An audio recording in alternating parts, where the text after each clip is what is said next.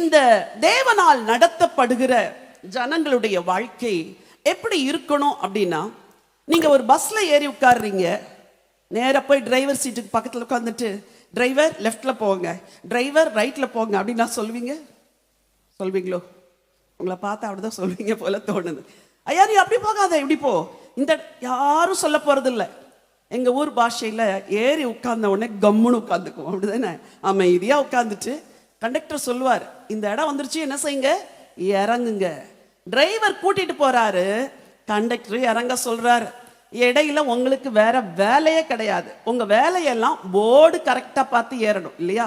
திருநெல்வேலிக்கு போற மதுரைக்கு போற பஸ்ல நீங்க ஏறாம நாகர்கோவிலுக்கு போய் ஏறி உட்கார்ந்துட்டு நேரா போய் சேர்ப்பாருன்னா சேர்க்க மாட்டார். உங்க வேலை உள்ள போறது, உங்க வேலை சரியா போர்டை பார்த்து ஏறுறது. அதே போலதான் ஒரு ட்ரெயின், அதே போலதான் ஒரு ஆகாய விமானம். இல்ல இடையில பிடிக்கல அப்படின்னு யாரும் இறங்கவே முடியாது.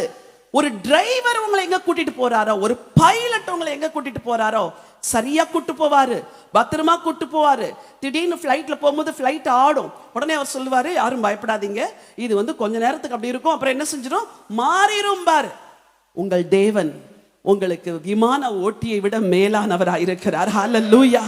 இந்த தேவன் அழைத்தவர், இந்த தேவன் நீ என்னை பின்பற்றி வா என்று சொன்னவர், இந்த தேவன் உங்களை பத்திரமாய் கொண்டு சேர்க்கிறவர். ஆனா அவருடைய வழிகளை நாம் அறிந்து கொள்ளணும்.